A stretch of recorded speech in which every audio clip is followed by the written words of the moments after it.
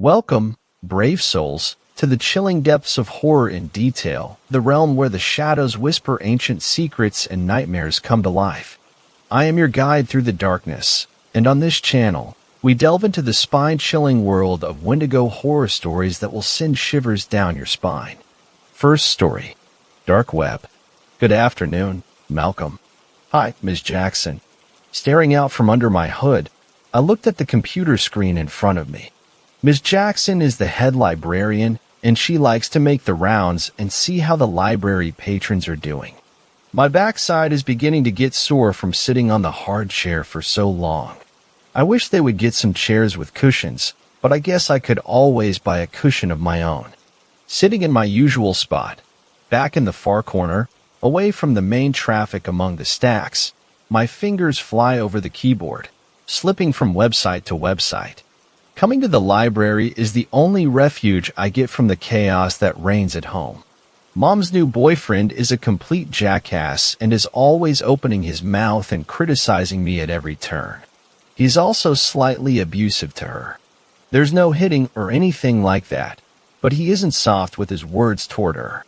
I wish she would just kick his ass to the curb, but she just can't find the strength to not have a man in her life. The library is quiet this afternoon. The staff has grown used to me, and the free internet connection allows me to do my homework and surf the web at the same time. One of the things I like about the library in this small town is they don't have a lot of money or know how to create a really secure internet. I am able to go to websites I probably never would be able to in a larger, more modern, and secure location. I found I can even log into the web using a VPN, a private server that masks my activities and identity from any prying eyes. Not that I'm doing anything illegal, but I do like poking around in the dark web, and that was one place I don't want anyone knowing about my involvement.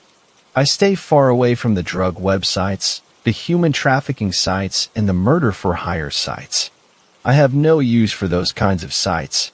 Though getting rid of my mother's boyfriend would be a good use of an assassin, but she would just cry about his death, and then she'd find herself another guy, probably one worse than this clown. Maybe I could have him trafficked out of the country? No, better to just leave him alone. I'm doing a search in the Tier search engine, looking for websites that deal with inventions that haven't been made public. Most of these inventions are things the government would swoop in and shut down if they got wind of them, or confiscate them. Other than that, they are pretty harmless. Like some kid trying to build a nuclear reactor in his bedroom, or some guy trying to figure out how to build a time machine. The kid has absolutely no source for the fuel for his reactor, and the other guy doesn't want to accept that time travel is against all laws of physics. But it is fun to read. I put in a search for time travel experiments and notice a link to a site that looks out of place. It appears to be a news site, not the usual thing you would see on the dark web. The part that caught my eye was the date under the link. It was 3 days from now. Obviously, it was a mistake by the site. I'm not sure why, but I clicked on the link and waited for the site to open. When it did, it looked like a text version of a regular news site, but from a news source I'd never heard of. Most of the stories were pretty ordinary, and the dates under their headlines appeared to be correct, with today's date. But the story which showed up in the search engine snippet had that same date about 3 days in the future. That wasn't the only thing that I found intriguing. The story was about a woman that had been killed in her apartment, but the police were saying it wasn't an ordinary murder. It seemed as if a wild animal had gotten into her apartment and torn her to pieces. The story even had the day and dates wrong. It said the murder had occurred last night, Saturday. But today is only Wednesday. I looked at the story again, figuring that it had happened last weekend, but I hadn't heard anything about a murder like this in the past few days.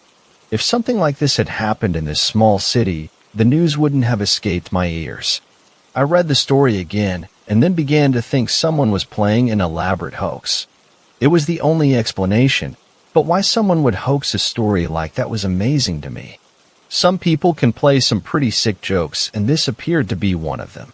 I looked at my phone and saw that I had less than an hour before the library closed, and I wanted to get my math homework finished before I go home. There was no way I'd be able to get it finished at home. Sunday morning came bright and early with the buzzing of my phone on my bedside table. It was only 7 in the morning and I had no reason to get up. So, whoever was calling me and disturbing my lazy Sunday morning was going to get an earful. I look through my half-closed eyes at the display and see it's Jackie. Why she would be calling me this early on a Sunday was a mystery. "Hello." I grunted into the phone. "Mal, wake up, man. You remember that story you told me a couple of days ago?" "What?" I said, still trying to shake the sleep from my head. "What story?" "The one about the woman that got killed here in town and looked like a wild animal had done it." "Oh, yeah," I said as I rolled onto my back. "Mal, she's dead. Just like you said." Sleep evaporated from my eyes instantly as I sat up in bed. "What do you mean she's dead?" "Just like you described it. Some woman who lives about 3 blocks from your house." "Oh shit. You haven't told anyone what I told you, have you? Someone like your dad?" "No, Mal." "Why?" "Because if the police found out I knew about this before it even happened, they would be looking very closely at me as a suspect." I heard Jackie giggle on the other end of the call. "You didn't kill her, did you?" "Good God, no. What kind of person do you think I am? I'm just yanking your chain. Hey, I'm going to have to call you back. I need to find a paper or watch the news." "Okay, call me later." After logging on, I go to the website for the local newspaper and the main story is about the murder, and even though I don't have the dark web story in front of me, I'm pretty sure it's the same story, word for word. It's Sunday and the library is closed. I have no other place to log into the dark web and can't chance it here at the house. The best I'm going to be able to do is get up early tomorrow and get to the library when they open. I'll have about an hour before I must leave and head for school. Reading through the story again, it is so surreal to me. How could I possibly see a story about a murder that wasn't going to occur until 3 days later? The hairs on the back of my neck stood up, telling me the answers to that question were probably best left alone.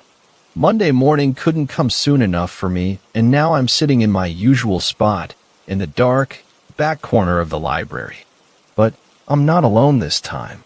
Jackie is sitting in a chair next to me, watching as I log into the dark web and begin moving toward the news site I'd seen a few days earlier. Before I pull the site up, I look at her and ask, "You sure you want to see this?" "Yes. It's probably going to be nothing. What are the chances there will be another story about something happening in the future?" She had a point. I clicked the link and the same news site opened. The third headline dealt with the murder, but now it was current or even past news. It happened a couple of days ago, so it was moving down on the front page in order of importance. I was about to click on the story link to see if anything had changed in the story, but Jackie gasped, and this made me look. The top story was dated for Wednesday night. This coming Wednesday, not last week. The headline read, "Serial Killer Strikes Again." One thing I did not want to do was click the link, but it was clear I had to. My fingers trembled as I moved the mouse to the link and was about to press the button, but Jackie reached over and put her hand on mine. "Do we really want to see this?" she asked. I pulled my hand away from the mouse and looked at her. "I don't know, Jackie. The other day I thought this was just a joke or hoax, but now, obviously, it's not. But what could it be?" I just shook my head. I had no idea what we were looking at. "Maybe the killer works at this news site," she said, "and they're planting the stories." That might be true, but I can't believe I'm the only one seeing these stories. There must be a lot of other people seeing this, and someone would call the cops. This is the dark web, Mal. Some of the sick people that slither around in here live for this kind of thing. Like me. I didn't mean you. I know, and you're right. There are a lot of people moving around in the dark web I wouldn't want to know in real life. She looked back at the screen and shook her head. "We have to look at it." "Are you sure?" I asked. "Yes, though it scares me." "Me, too," I said as I clicked the link. The story opened and we began reading. It told of an old man living by himself in the eastern part of the city that was attacked and killed in his home. Much like the other murder, he had been torn apart just like the woman had been. The police had no leads, and now the city was terrified that some new serial killer was on the loose. Look there, just under the headline. I looked and it said that the story had been viewed by over 100 subscribers. That answered the question of whether we were the only ones that knew of this. We have to tell someone about this, she said. But who? Anyone we tell will just think we're crazy. You're forgetting the most obvious person to tell. It only took me a second to realize who she was talking about. I almost felt like slapping myself upside the head when it dawned on me. She pulled her phone from her purse and dialed, switched it to speaker mode, but turned it down so we were the only ones who could hear it. Smithville Police Department. How may I direct your call? I need to speak to Detective Miller. Hold, please. This is Detective Miller. Daddy, it's Jackie. Hey, what's up, Pumpkin? I need you to come to the library. Mal and I have something you need to see. I guess he could tell from her voice this was something serious because all he said was that he'd be right there. It only took him 10 minutes to get there because the library is only a couple of blocks from the police station. I think he even walked here. When he found us in the back of the library, he pulled up a chair and asked, "What's up, kiddos?" Jackie pointed at the screen, and he leaned in to read the story. "Is this some kind of joke?" "Sir," I said, "I wish it was. You noticed the date, right?" "Yeah, a couple of days from now." He reached into his pocket and pulled out his smartphone and took a picture of the screen and then made sure to zoom in on the name of the victim and his address. "I don't know what this is, but I intend to find out," he said. "Sounds like someone is playing a joke here, and because of what happened to that woman the other night, I don't like it." "Tell him, Mal," said Jackie. He looked at his daughter and then at me. "Tell me what?" I swallowed my fear, not because I felt cornered, but because I could see he thought this was still a joke, and I didn't want him leaving and not taking it seriously. "Sir, that woman that died the other night. I read a story just like this last Wednesday." "You did? You read a story like this 3 days before she was killed?" "Yes, sir, and I thought it was a joke, too. Until I saw the news yesterday and realized it wasn't." I lowered my head and looked at the floor. I realized if I had said something earlier, that woman might still be alive. "I could have saved her," I said softly. I felt her dad's hand on my shoulder, and he squeezed it. "You did nothing wrong here, Malcolm. How could you know it was real? But now I need to figure out a way to keep this man safe and catch the bastard who's doing this." He stood up and leaned over and kissed Jackie on the cheek. "Be safe, young lady. I'm going to work." "Okay, Daddy. Catch this person." "You know I will." We watched as he walked away and turned around one of the stacks and was gone. Jackie looked at her phone and said, "I hate to say this, but we have to go or we'll be late for school." School?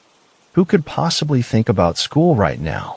I packed my laptop into my bag and we left the library.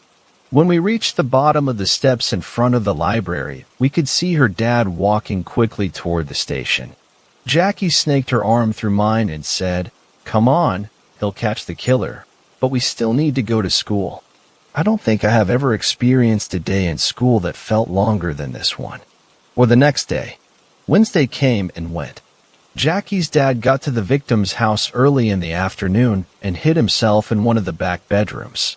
Unmarked police cars were less than a minute away. Around 8 in the evening, the detective heard some glass breaking in the bedroom next to where he was, and he waited until he heard someone come out of the room and start down the hallway. Whoever it was, they were trying to move as quietly as possible, and when they passed the other bedroom, heading for the living room, Jackie's dad slipped out of his hiding spot and followed the guy. When he stepped up behind the killer, he pressed his gun against the back of the guy's head and told him it was over and not to bother looking for the old man because he hadn't been in the house for hours. This guy had come to the house fully prepared to do what he had planned. He had a backpack full of knives and cleavers. He was dressed in black from head to toe, including the standard black ski mask that bad guys like to wear. When he felt the gun against the back of his head, the guy started laughing and said, "You really think this is over? It's just getting started." Jackie's dad called in the backup, and within a minute they had the guy down and handcuffed, ready to take away. When they pulled the ski mask off his face, they saw he was just some punk they had dealt with before. He liked to cause minor mayhem, but nothing that came anywhere close to murder. The whole time they were dealing with him, from when they cuffed until they stuffed him in the back of the patrol car, he never stopped laughing. Where was I during all this? Right now, I'm sitting in the library, watching the computer screen. I want to see the story change or disappear altogether. Jackie is at home, praying like she always does, for her daddy to make it home safe. For some reason, tonight she felt the need to put in some extra time asking heaven for a favor. My phone chimed, and it's a text message from her dad saying they caught the guy and it was over. Breathing a sigh of relief, I sat back in the chair and rubbed my eyes. Thank God. As I sat there with my eyes closed, I heard a chime from my laptop. There was a text box in the middle of the screen. Do you really think it would be that easy to catch me? You should have just sat back and watched like all the others here. But you decided to do more than watch. Well, watch this. As I watched, the story on the screen began to change. Word by word, sentence by sentence, the story rewrote itself. No longer did it have anything to do with the old man and his murder. When it finished changing, I was horrified at what I saw. I snatched up my phone and dialed the detective's number and almost felt like screaming with each ring. Finally, after a few seconds, he answered. Hey Malcolm, thanks for helping us. Sir, the story changed. What does it say now? Sir, it's Jackie. Second story.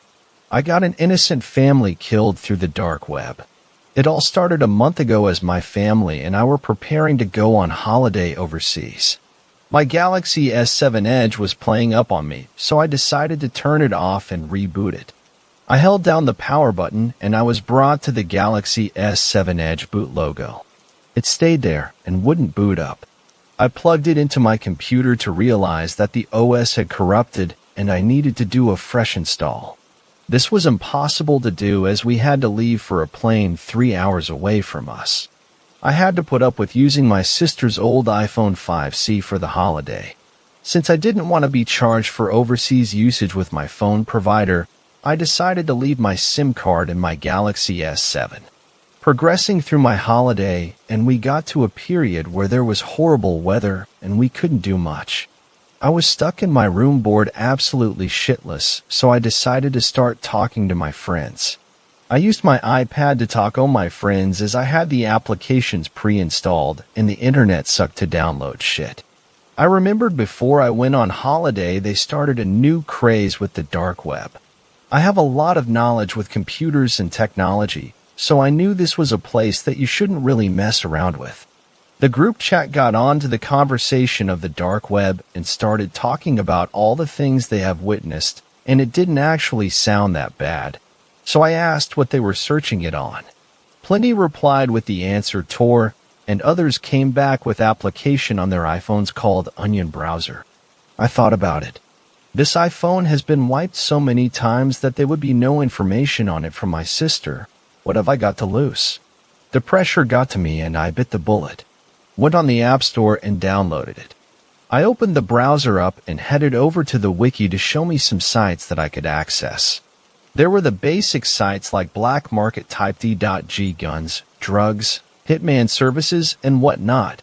I saw that there was another section to the wiki and clicked on it. The websites had minimal information about them, so you didn't really know what you were getting yourself into until you loaded the site up. I closed my eyes, scrolled down a bit, and clicked a random link. As I opened my eyes, I was looking at a website with numerous services on it. It seemed pretty clean until all of a sudden, a chat window popped up on the bottom right-hand side of the screen. Hi and welcome, new user. Thank you for coming. I replied saying no problem, thinking nothing of it. I saw another message. We have a show about to start. Would you like to join? At this point, I was oddly curious about this show that the user was talking about. I wonder what it could possibly be. I replied saying, yeah, why not? I was then greeted with a bunch of terms and conditions. The one that struck out was, if you leave before the show has ended, UIP will be blocked from the site and you will never be able to access this site again. Shit, they have my IP? I was worried for a moment, but then thought, I'm at a hotel. What's the spat that could happen? I agreed to the terms and conditions and followed the instructions to the show. I was presented with a hidden part of their site with a blank live feed in the middle. It was counting down to the start of the show. As the counter got to 1 minute till the show begins, a chat box at the bottom appeared. I saw people entering messages in. It was a chat for us to communicate in whilst the show was happening. Nothing was really said. Just a few hellos and how are we's. There wasn't any talk about what the show would feature. The timer got to 0 and the live feed started. A man with an anonymous mask greeted us all. Hello and welcome to the show. If you are new here, then thank you so much for joining us. If you are an existing user, welcome back and thanks for coming. We have something special in store for you today. The guy stepped away from the camera and a light turned on. A girl in a mask, strapped to a chair with only her bra and panties on.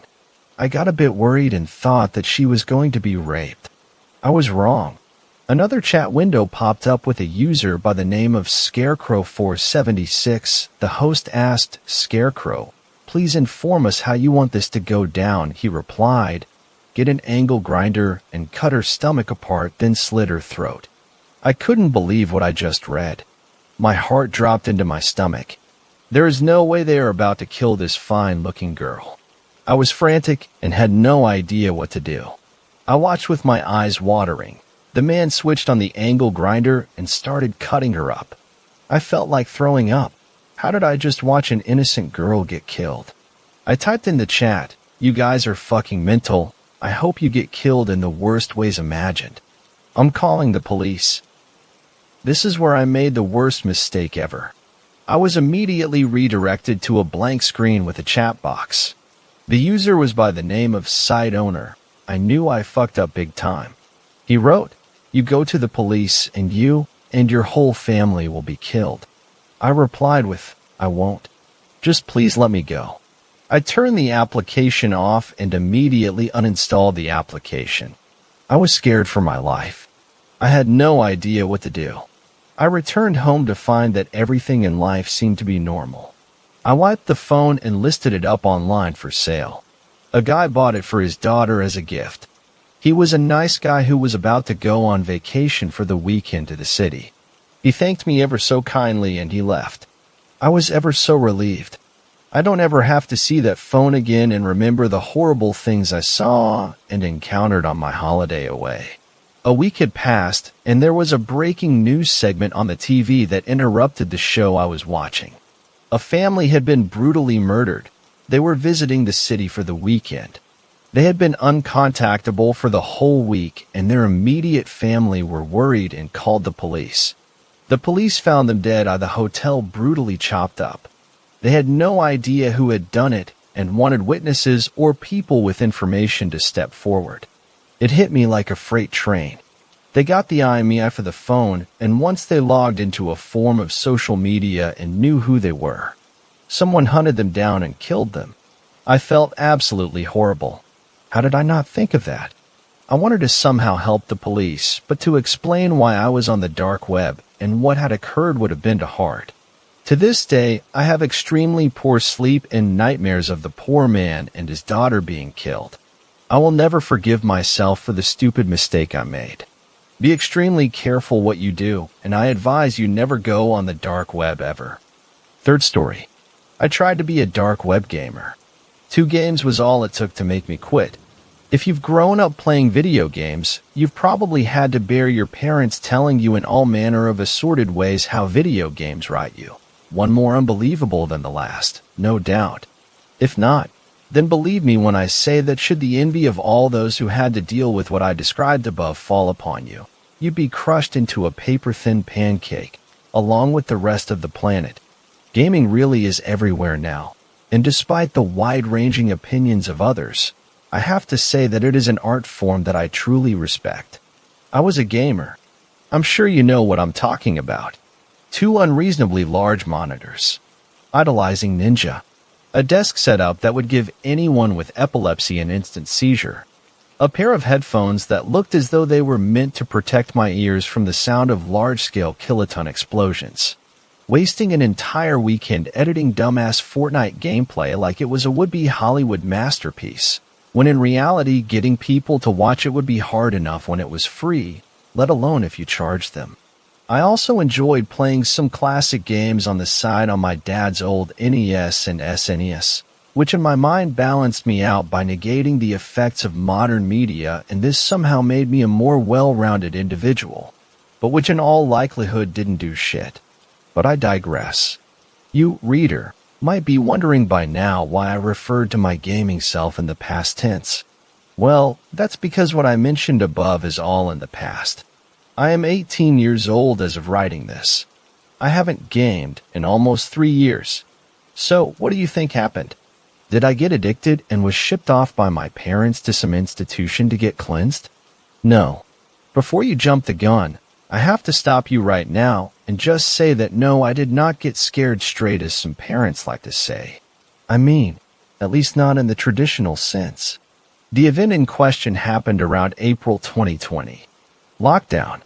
I was a stupid-ass 16-year-old, and, to me, lockdown was the blessing from God. I had been constantly nagging him for only he knows how long. I had unlimited free time to game to my heart's content, and I resolved that I would make my gaming channel, with a grand total of 5 subscribers, all of whom I knew in my real life, take off and join the ranks of Ninja and Markiplier, make millions, quit school, and prove to my dumb parents, who I love very much now, how profitable gaming was and how I wasn't just rotting my brain all this time. See? I wasn't exaggerating when I said I was a stupid-ass 16-year-old. So, instead of doing my fucking homework, all of my time was spent screen recording the worst gameplay of Fortnite and PUBG imaginable while my crackling voice commented and screamed every once in a while, editing random and sudden zoom-ins, making unfunny jokes and... Christ, you get the picture. Anyhow, despite 2 months of effort, I had made a grand total of $1 from all of my videos combined and gained only 1 subscriber, whom I also knew in real life. Needless to say, I was disheartened. Was this the moment I decided to stop being a gamer? Was what scared me straight the cruel dream-destroying reality of this world? Nope. I wasn't ready to give up. I still blindly believed in my dream. School had just ended, and I decided that my summer that year would be spent giving gaming my all, again. After all, I had to justify all the Fs I had somehow gotten. Anyway, I remember lying on my bed one random day and thinking hard, quite the challenge for little old 16-year-old me. I knew that to get subscribers I had to do something niche. Something that no one else was really doing, if at all. Something unique that was sure to gain a following, and that no one else could copy. And as I lay there in bed, it suddenly hit me. I should play games that no one else was playing. But by that I don't mean games that were unpopular. I meant games no one else had access to. It was around evening when I logged into the dark web through TR. Now, before I continue, let me explain something about the dark web. 99% of what you've heard about it on whatever creepy-ass animated story or fake creepypasta you've listened to is false. I hope you're not surprised. They're false because they portray the dark web as a minefield that will pretty much fuck you up immediately, a place full of drugs and hitmen and fucked up individuals. While you can find those things on there, you don't just stumble onto them as a first-timer like all these stories talk about. They're right about lists of .onion links, but you can call bullshit when they say they randomly clicked a link and found themselves in a digital hell of some kind. The dark web, if I had to compare it to something, is a lot like 4chan. Just an endless collection of message boards. It's actually pretty boring, because you can't just access the hard drugs and the hitmen and the snuff videos right off the bat. It's like being admitted into a secret society. The ones who are in scope you out after you've shown interest on a message board and determine whether or not they should let you in. They then basically hack your private life for two reasons. 1. To make sure you're someone who can be trusted. 2. To use as leverage in case you decide to snitch. Besides that, it's just weirdos talking on forums about whatever bullshit's going through their mind, or you just ordering some weed. Basic stuff, really.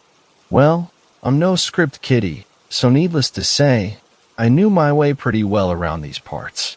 I used a non-window operating system, disabled all my scripts in Flash, booted up Tails, had a custom VPN I had someone whip up for me, the whole 100 yards. On the day in question, a hot summer day, I logged into a chat room and posted a query asking about any interesting games I could play should I couldn't find on Steam or on the surface web. The conversation went something like this. Query. Yo, I'm looking for some interesting video games to play. Shit you can only find here in this part of the internet. It wasn't long before I received a message back from some dude with the handlebar John. John? WYM? Me. I've got a fucking game addiction and stuff on Steam no longer floats my boat. I want to know if I can find any niche good stuff here. John. How interesting. Smiley face. I can tell that you are an amateur minus script kiddie, since you don't know what I'm about to tell you, but since you seem to know how to keep yourself safe here. As you know, games are an expression of humanity, as is this corner of the internet. People want to express themselves, but sometimes those expressions are not appreciated on the surface web, so they post their artwork here, where like-minded individuals dwell. Games are no exception. I can send you a link if you want. Me, what you gonna show me some sad Satan shit? I already know about that stupid-ass fucking game, and I don't want my precious PC to get any fucking viruses from something a damn fucking pleb made. John. No. This is the real deal. The community suffered quite a reputation blow from the leak of that game. A real piece of shit made by a piece of shit who had no feel for art. Luckily, its developers have been working hard to cleanse the palates of us, the consumers, from that shit fest. Are you still interested? Me. OFC. And just like that, he sent me a link and logged off. Christ, this link was something I had never seen before. It was a .onion link, but everything before that was just a jumbled mess of letters, words, numbers, digits, random punctuation marks, and a few weird-ass lines that made text distorted. Those who've watched game theory videos on YouTube will know what I'm talking about. It wasn't so much a link as much as it was a paragraph of the strangest collection of text imaginable. I'm sure everyone reading this knows where the fuck this is going. And I am talking in a very literal, no exaggeration manner, absolutely no fucking hesitation. I clicked the link, and just like that I'd unwittingly stepped into hell. Just like the so many unfortunate protagonists of all those fake dark web stories. The website took 3 solid Mississippi seconds to load, and did so just as I was about to opt out. Just thinking about it gives me the impression that damn thing knew I was about to leave and didn't want me to. The screen immediately went black, and just when regret was about to hit me, a text box came up. Welcome, dear player, to our humble website. We appreciate your patronage and hope you will be able to enjoy our extensive collection of free games made by the finest in the industry. Happy playthrough. Sincerely, Mod. The message made me feel uncomfortable. I know, right? Countless times of wafting through the cesspool of humankind, and a polite message is what gets under my skin. Exactly. My parents were asleep.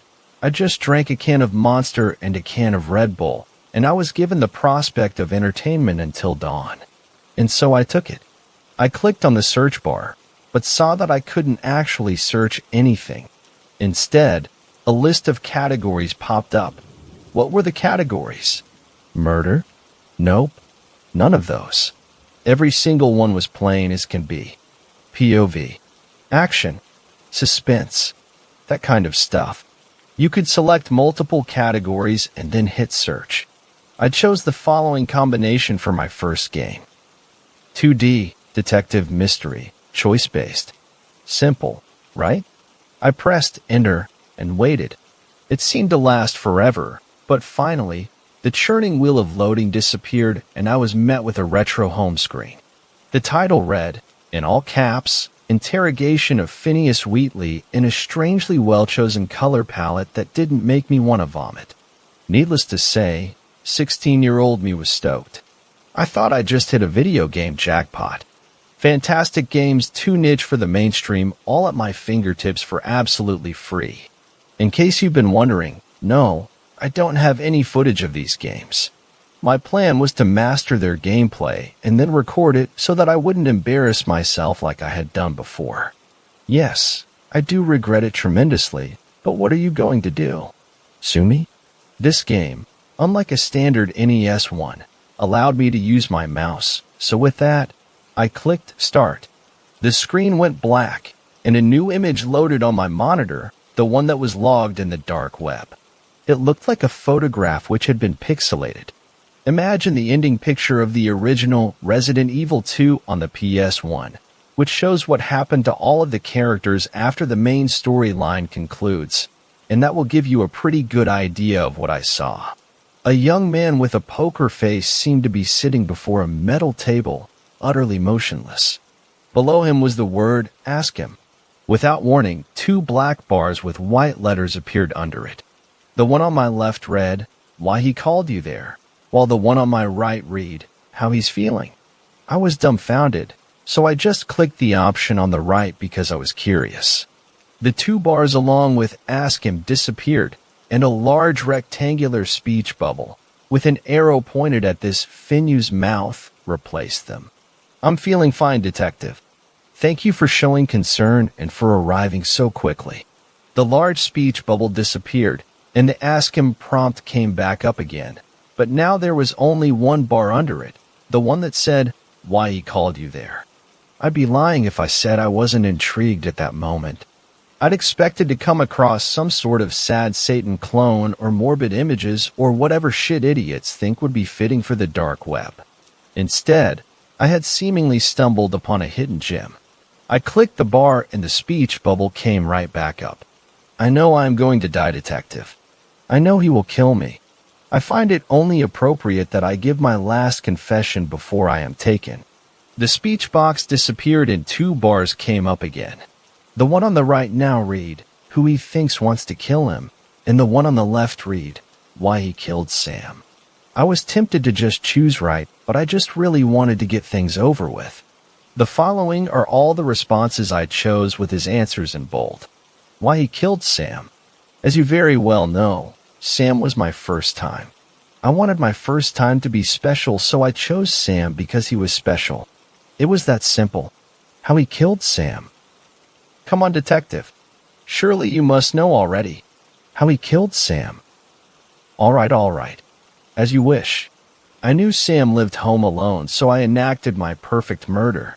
The perfect murder isn't about how you kill someone. It's about how you cover it up, and I knew that disposal would be my biggest problem. So I planned things out. I started to work at a taxidermy shop in town with my son, under the guise that I was being a good supporter for him to get some good extracurricular activity for his college applications. Mr. Flank, the owner of the shop, mainly made animal skeletal models and shipped them internationally to institutes of education. You know how he'd extract the bones so cleanly? There are special beetles called dermestid beetles that eat only flesh. People like Mr. Flank have entire containers full of them.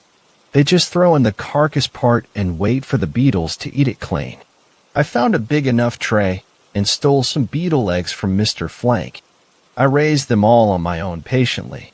Once they were fully grown, I put an ad on Craigslist for a child skeleton model. After all that was said and done, I just lured Sam down, killed him, and threw him into the vat.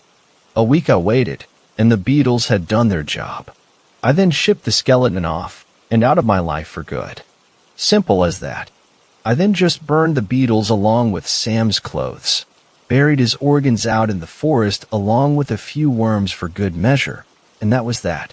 It was as if nothing had ever happened. How he got caught. Just thinking about it makes me mad.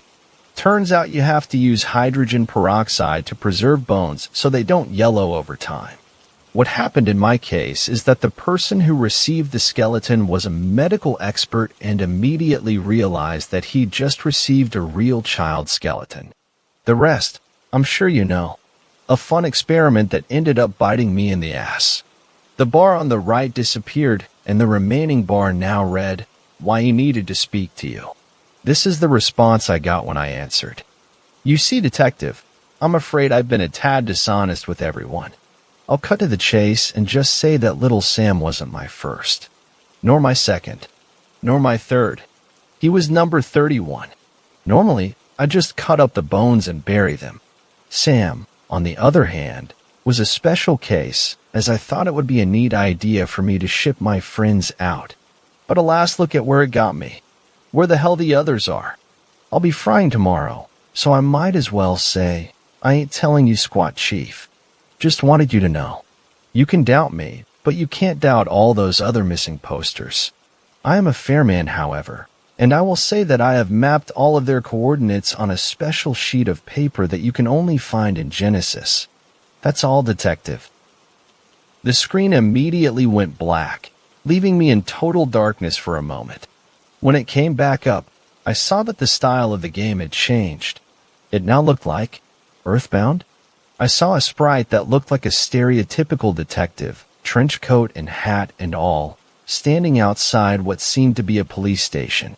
The palette of my surroundings was a dark blue, and it appeared to be raining heavily. I used my keyboard and found that I could move around by pressing the standard arrow keys. On the far corner of the screen was an arrow that pointed to something beyond it, and I followed it. I found myself being guided through a deserted town, and without warning, the arrow suddenly pointed up. It was a house, a really quaint house. I entered it, and the screen went black for a moment before I found myself inside the house, and I have to say, it was a real pig hut. It gave off the impression of a drug den, a place even pigs wouldn't want to live in. I walked around and found that I could explore the whole house. The arrow was gone at this point, so I didn't have a clue where I was supposed to go next, but as I passed through a hanging portrait, the only decent thing in the whole place, a prompt appeared imploring me to inspect it. I did so, and a pixelated photograph appeared, just like how the game was before. It showed a middle-aged man who I immediately recognized as Phineas.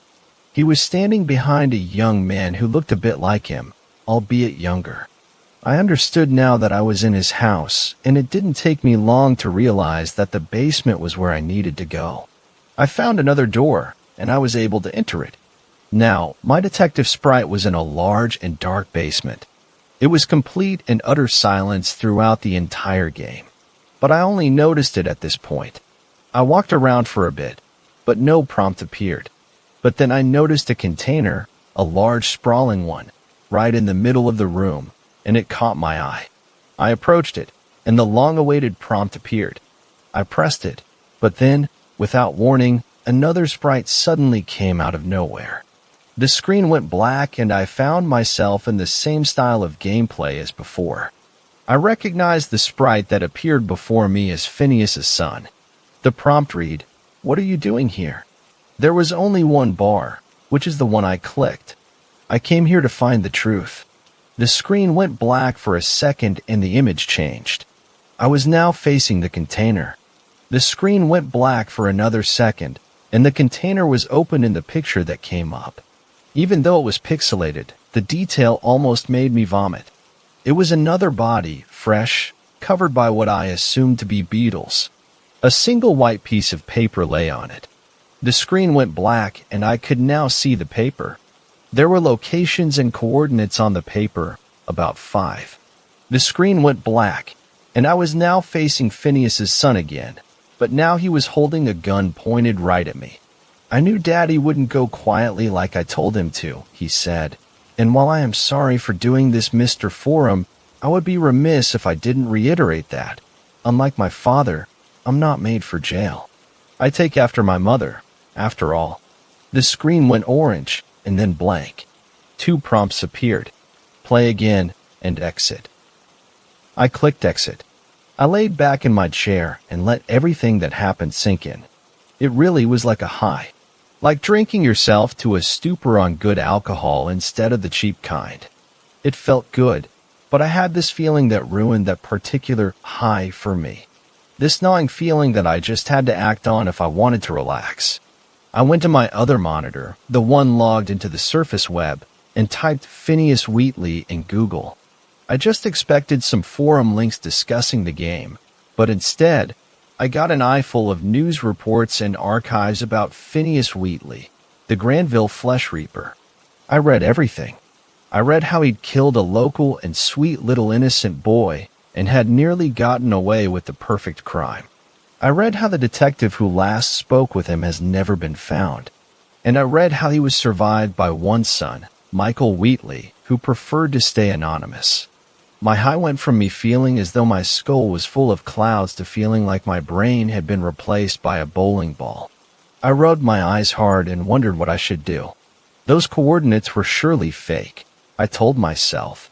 Just the fan fiction of a serial killer aficionado. That's all there was to it. Like a junkie for a fix, I was hungry for more. My senses were screaming at me, but I refused to listen. 3D, POV, suspense, exploration. I hit enter, and just like before, my screen went black before a menu popped up. Voyeur's POV. The only other thing was a start button, which I also clicked with no hesitation. The screen went dark, and a loading wheel appeared with the words "searching for a server" below it. I waited, honestly oblivious to what I was about to be thrown into.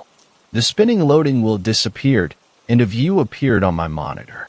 It was a first-person perspective of a backyard at night. At the bottom of the screen, there was a piece of text which read, "Quebec, Canada." I am ashamed to admit it, but I really did feel intrigued, especially by how realistic the graphics looked to me, not just for a free game on the internet, but for a video game in general. I tried moving around with my mouse and keyboard keys, but nothing worked. It was only then that I noticed the bar at the bottom of my screen.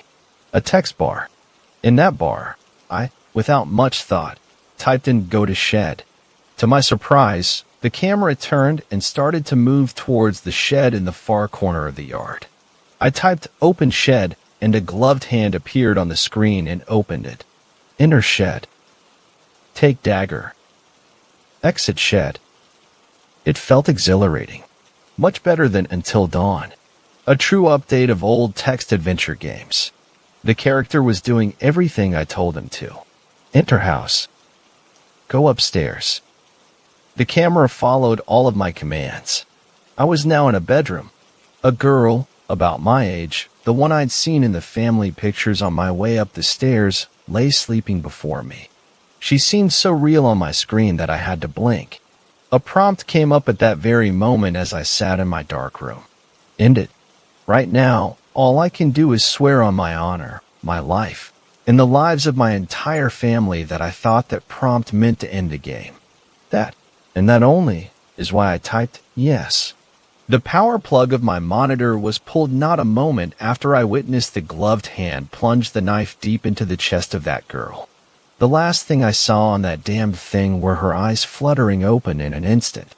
Like a dam, they held back a contagious fear that no one, certainly not her, should ever feel.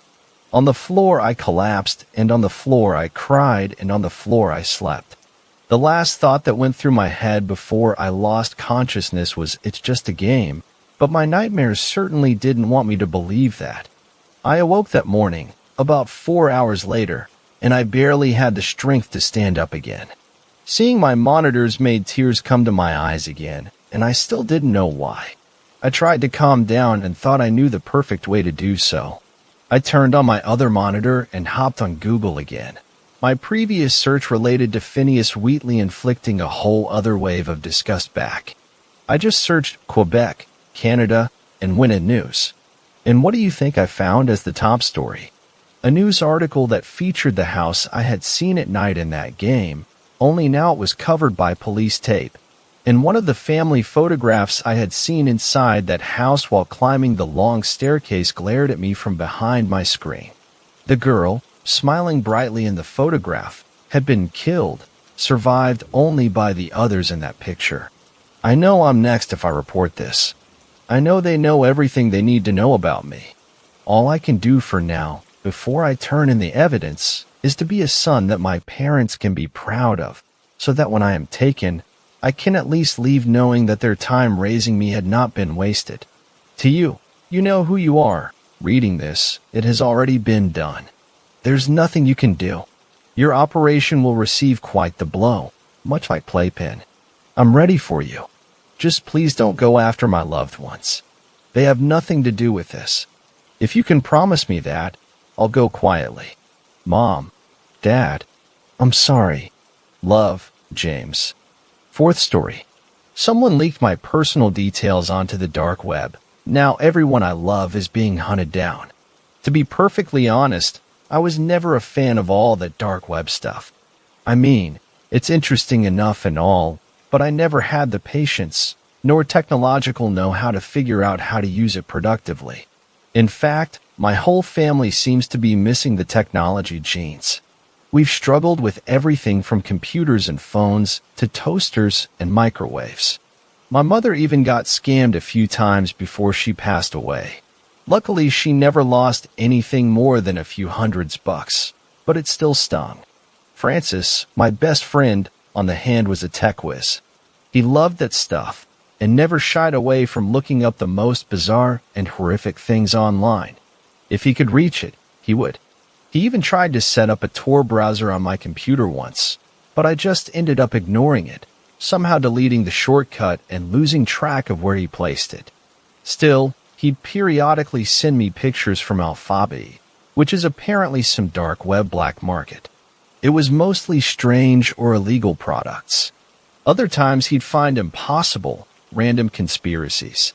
It was usually weird and funny stuff. But sometimes he'd send me darker things, pictures of murder victims, videos displaying horrific car crashes and other accidents.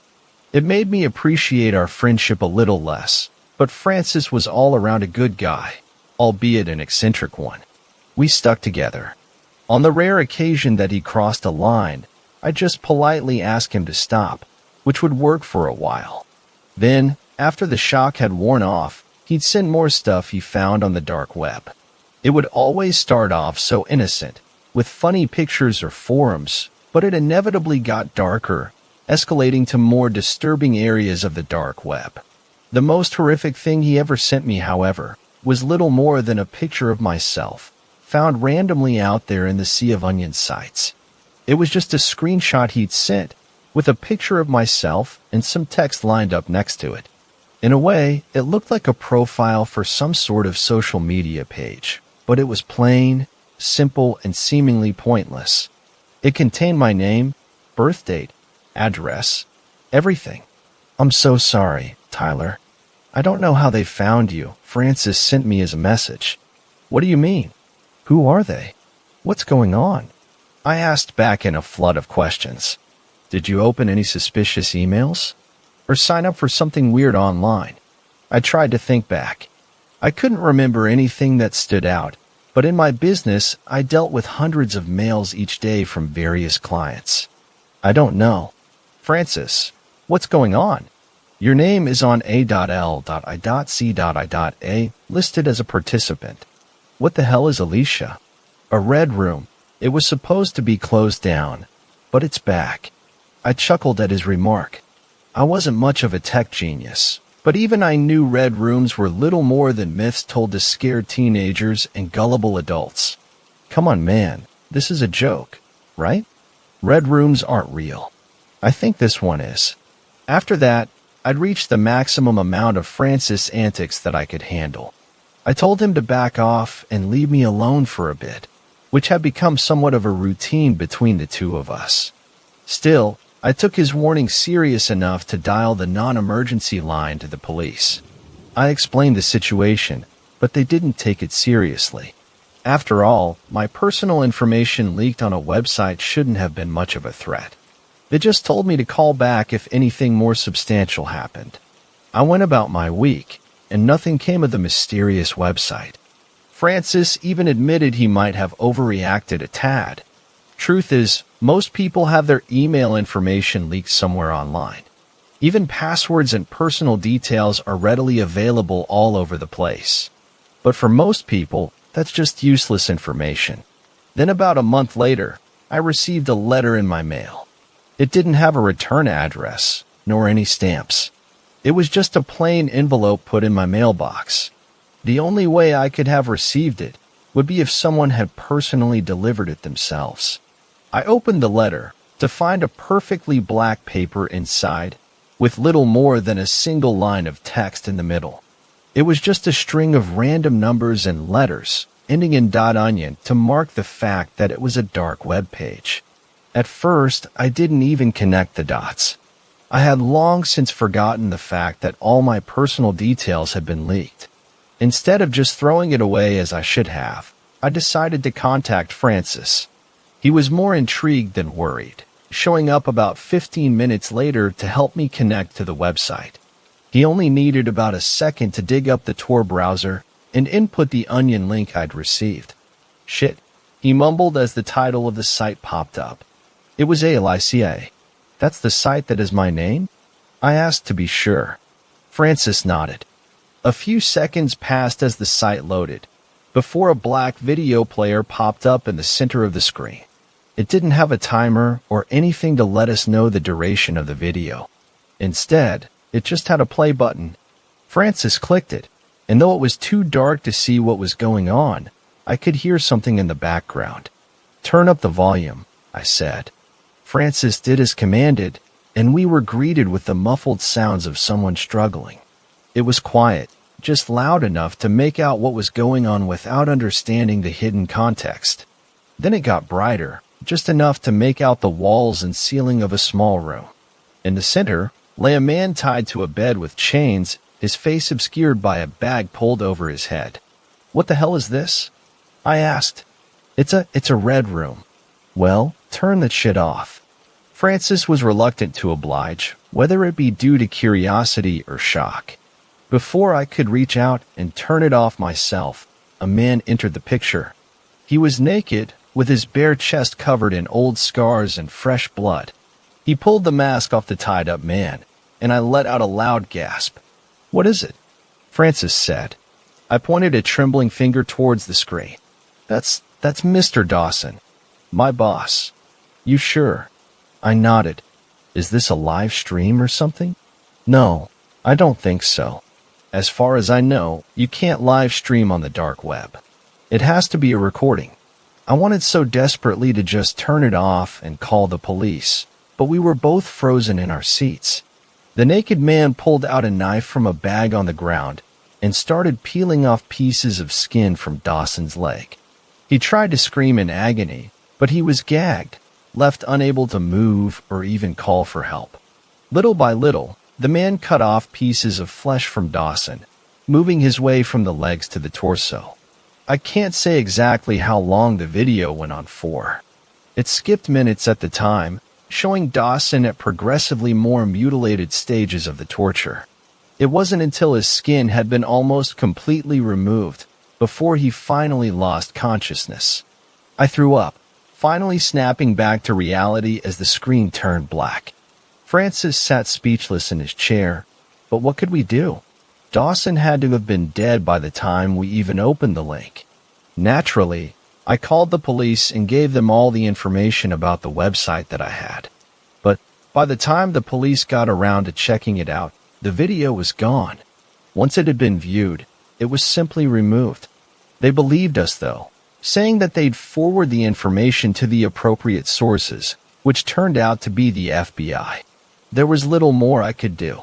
Without solid evidence that my boss had actually died, he was just reported missing while the investigation went on.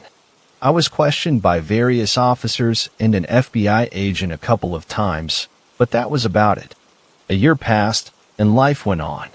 My place of work just hired a new manager, and Dawson's disappearance remained an unsolved mystery.